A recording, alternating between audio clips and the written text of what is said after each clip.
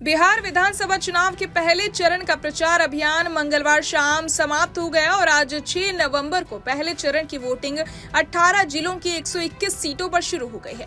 चलिए बताते हैं 10 वीआईपी सीटों पर कौन कितना मजबूत है।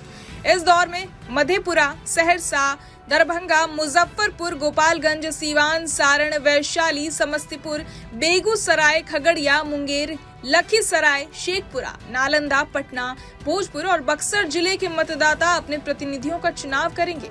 कुल 1314 उम्मीदवार मैदान में हैं। ऐसे में राज्य की राजनीति का ये चरण बेहद निर्णायक साबित होने वाला है।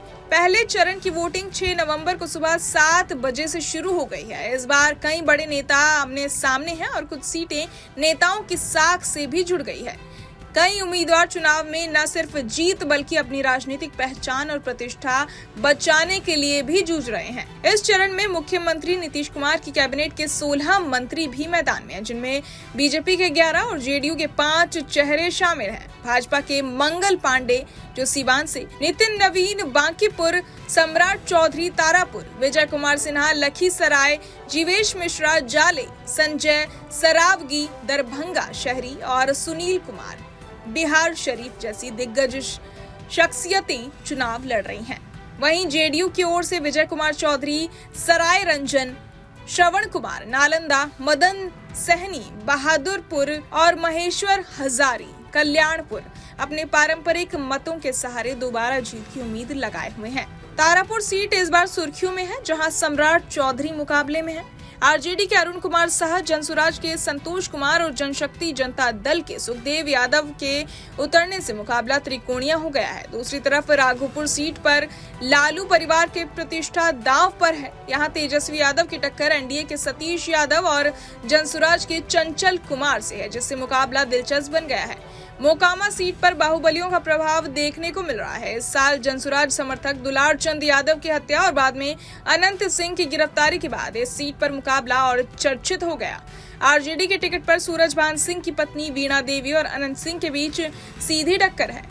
अलीनगर में इस बार लोक गायिका और बीजेपी की नई स्टार प्रचारक मैथिली ठाकुर पहली बार मैदान में है। उनका मुकाबला आरजेडी के विनोद मिश्रा से है और वो अपने जन समर्थन को वोट में बदलने की कोशिश में जुटी हैं। छपरा सीट पर भोजपुरी अभिनेता खेसारी लाल यादव आरजेडी उम्मीदवार के तौर पर पहली बार चुनाव लड़ रहे हैं। उनके सामने बीजेपी की छोटी कुमारी और निर्दलीय राखी गुप्ता मैदान में है।